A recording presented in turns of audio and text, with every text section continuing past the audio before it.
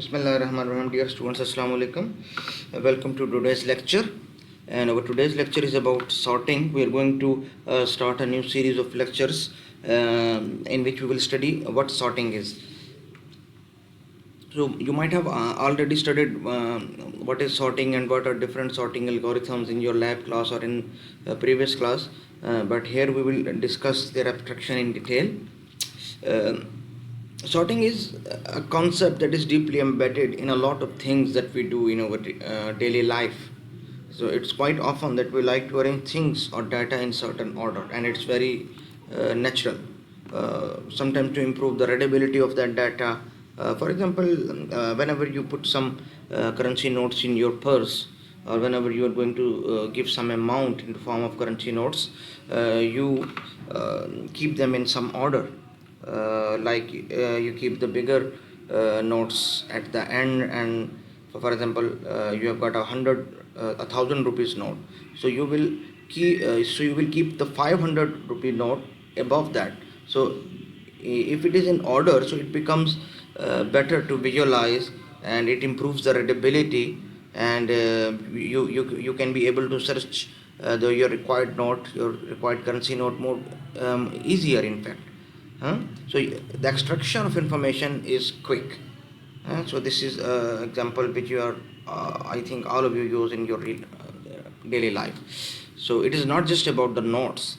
For example, look at this OLX site or any site that can be used as an online marketplace.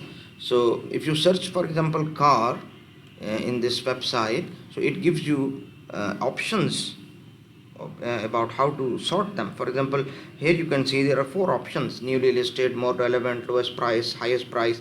And for example, if you are looking some place for rent, so there may be some more options like distance from you, or distance from your workplace, or distance from the center of the city. So there may be many criteria on which you can sort your data.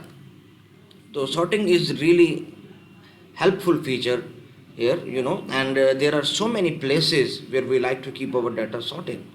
So be it the language dictionary, where we want to keep the words sorted so that searching a word in the dictionary is easier. So in fact, this is a real life phenomenon.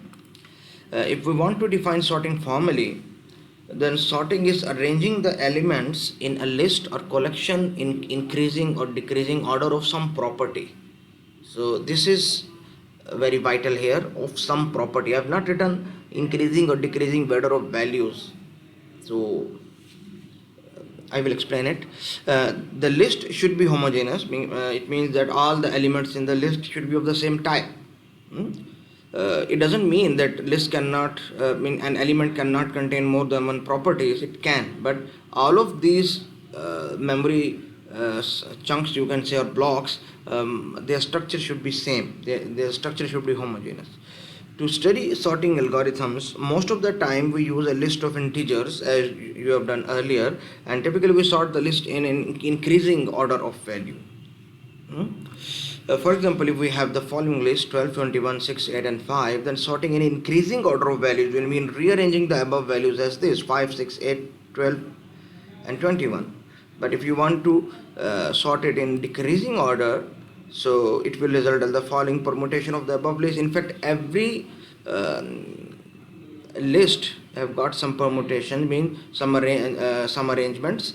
So in all of these possible arrangements, all of these possible permutations, there is one permutation that is either in increasing or decreasing order, and that is what you have to achieve. It is not just, I told you that it is not just the increasing or decreasing order of the value. It can be increasing or decreasing order of some property of that value. So let me explain it to you. For example, if we have the same list 12, 21, 6, 8 and 5, and I want to sort it not just by the magnitude of values. I want to sort it on any other property of data. Magnitude is just one property, like increasing number of factors. So first I have to see how many factors all these have. So 12 has 6 factors 1, 2, 3, 4, 6 and 12. 21 has just 4, 1, 3, 7, 21. 6 and 8 guys had also got 4 factors 1, 2, 3, 6 and 1, 2, 4, 8. 5 have got just 2 factors because it's a prime number. Now you see, if I'm going to sort these values not by their property of magnitude but by their property of number of factors.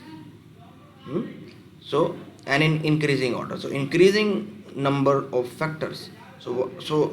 Whenever I am sorting something in an increasing order, so the lowest value comes first, and then the second value, and then at the end comes the value which is of the which is the most which is the biggest value. So here, which value has just 2 factors, so it is 5. So 5 will come at first. Now you see, 5 had just two factors, and I've included in the top of the list, or in the you can say first index. Now 21, 6 and 8, their magnitude may be different, but I'm not concerned with their magnitude. I'm concerned with their number of factors, and with respect to number of factors, these all have the same magnitude. By magnitude I mean the same number of factors. So 21, 6 and 8 all have 4 factors, so they can be placed next to 5. So 21 is bigger than 6, so I'm not concerned with the magnitude. So it may happen that I place 21 before this 6 as it was in the original list, because magnitude wise they are different, but with respect to number of factors they are the same, so they have the same level. And at the end I will include 12, which has 6 factors more than animal in the list. So you saw, it is not just the order of the only one property, magnitude. It can be any property of data, and that you have already seen in the slide where I showed you the cars that can be sorted with respect to different properties. Now a sorted list is just the permutation, one of the all possible permutations of the original list. So when we sort a list, we just rearrange the elements, and that is all. Now this was a list of integers, so we may have a list of any data type. We may want to sort a list of strings or words in a you can say chronological lexicographical order, the order in which they occur in dictionary. For example, here we have 5 values: fork, knife, screen, mouse and key. So with respect to alphabetical order, I will place fork first, and then it will be knife, key and knife. So K is the same, N and E is E precedes. So key will be second, knife third, and then it will be mouse, and then it will be screen. So sorting is not just doing something on integers, it can be on any data type. So car was another data type, so we sorted cars with respect to their different properties. And we may have a list of very complex data type as well. So core may have different properties like price, relevancy, date of inclusion in the database, and list can be sorted on any of these properties. If you can include more properties, for example the color, or the horsepower of engine, so you can have many more properties. Sorted data is good not just for presentation, as we seen earlier, or manual retrieval of some information, useful information, but even when we are using computational power of machines. Now how? See, sorted data is really helpful. How? I will explain it in later slides. If a list is sorted in computer's memory,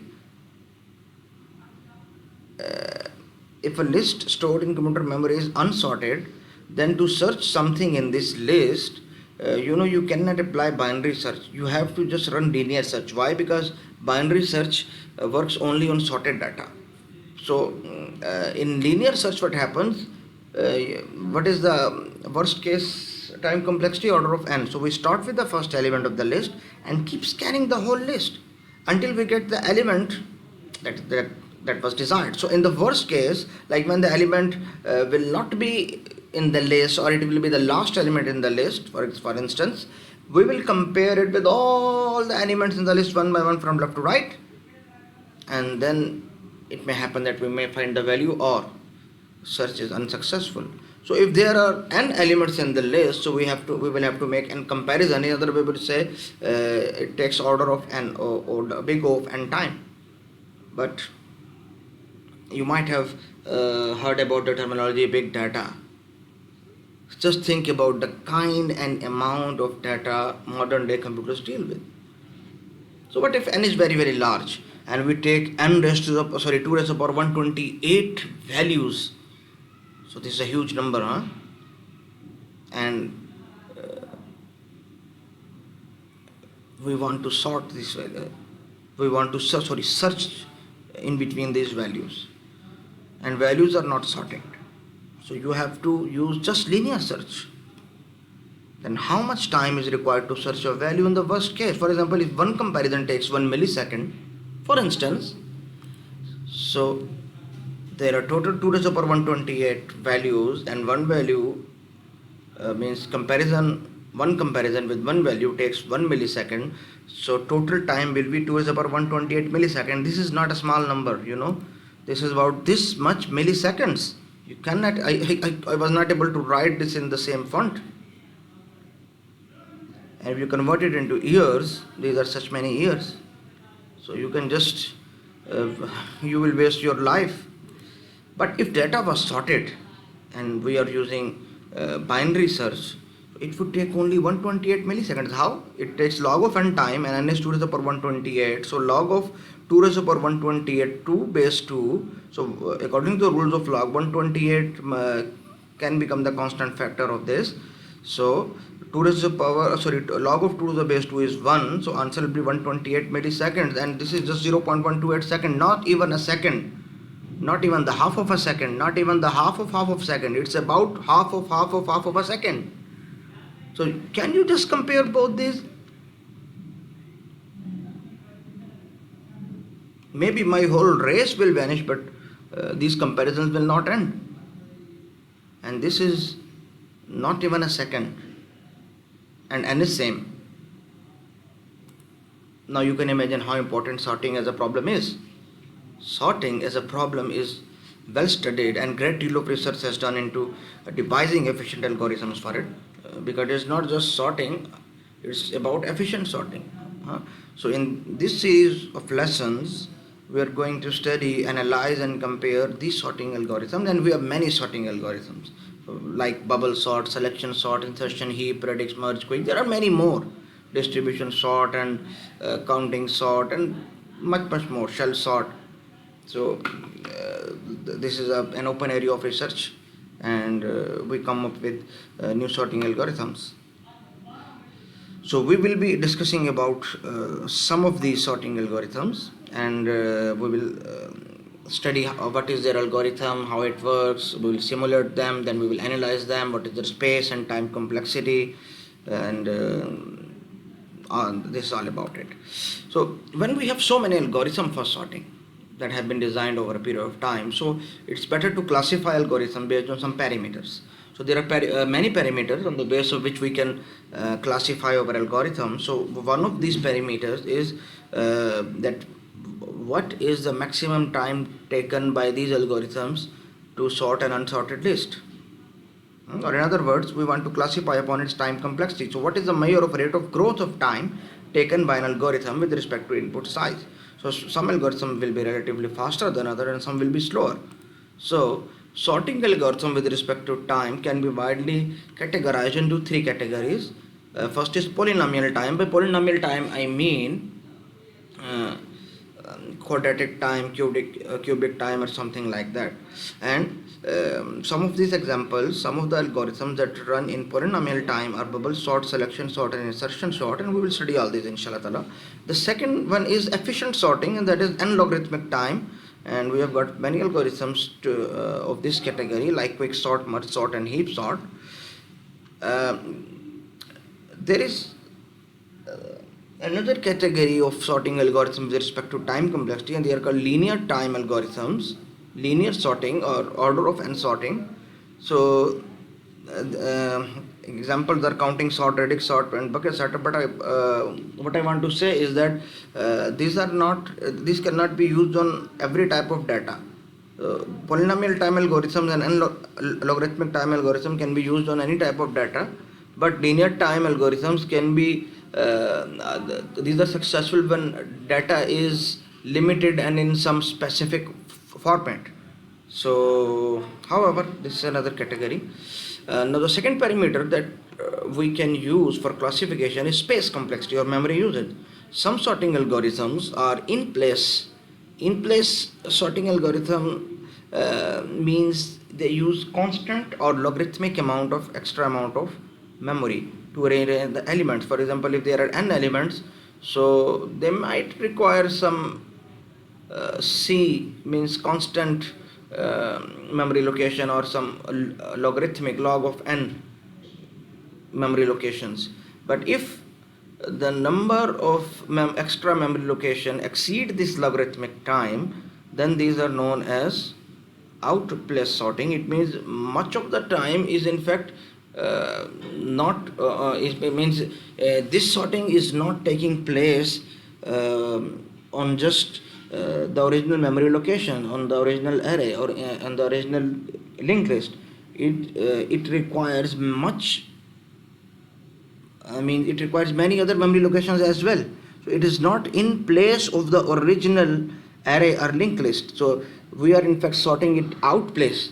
So that is why it is called out place. So when some sorting algorithm like merge sort use extra memory to temporary storage of data, and the memory usage grows with input size.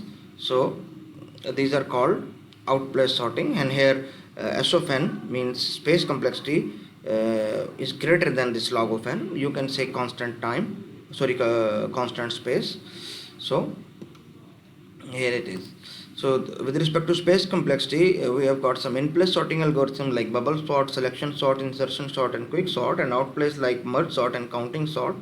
So there is a version of merge sort that is in fact in place, but usually it is applied as an outplace sorting algorithm.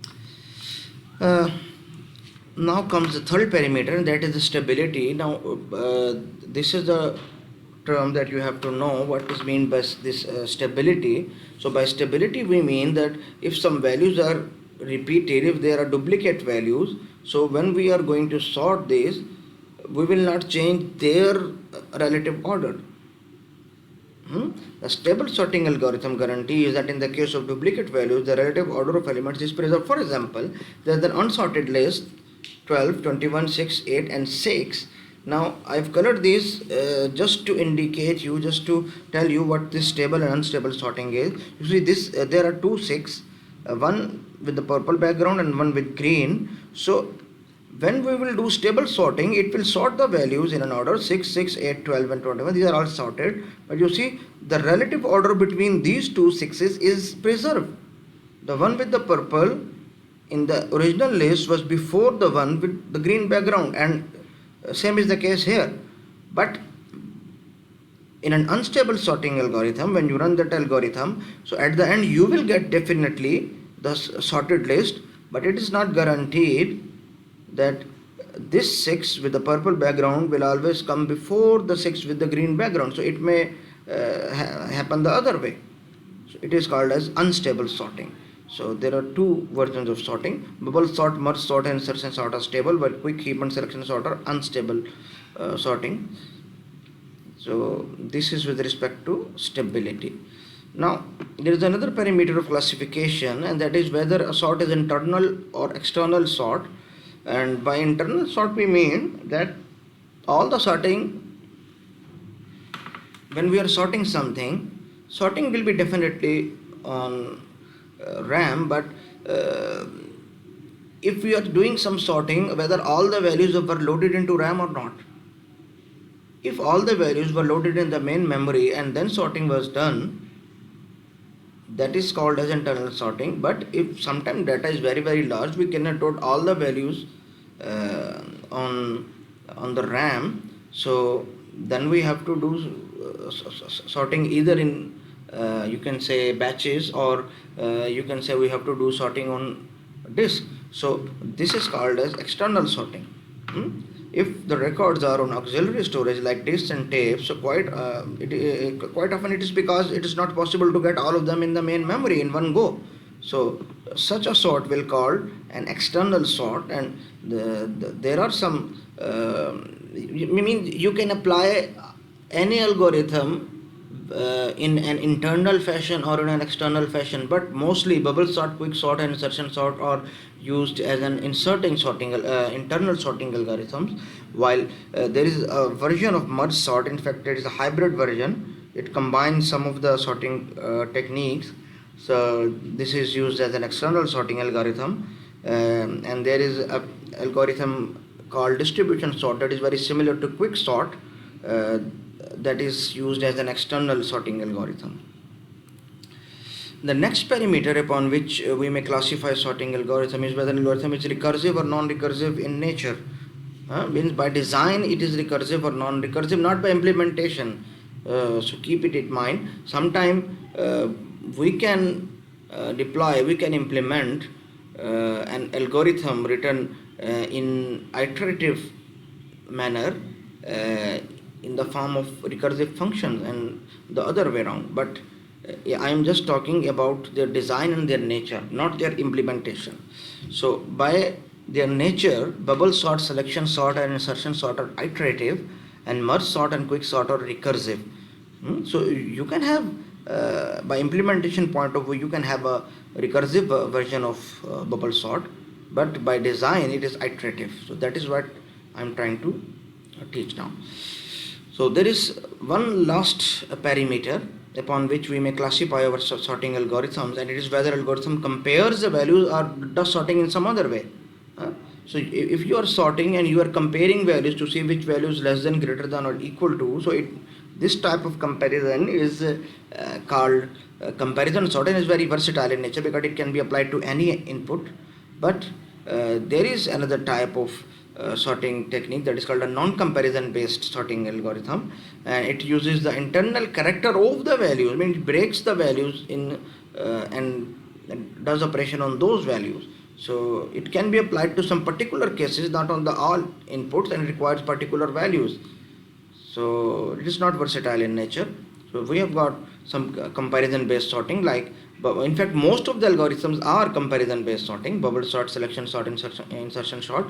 And the one we have learned in the first parameter, that were called linear time algorithms. So about all of them are non-comparison based sorting, because they do not work on all types and all sizes of inputs. So these are like counting sort, radix sort, and bucket sort. So this was all about the introduction to sorting. So I hope it will be helpful. So it might have cleared your some myths and perceptions about the types of sorting algorithms that you have that you had in your mind before listening to this.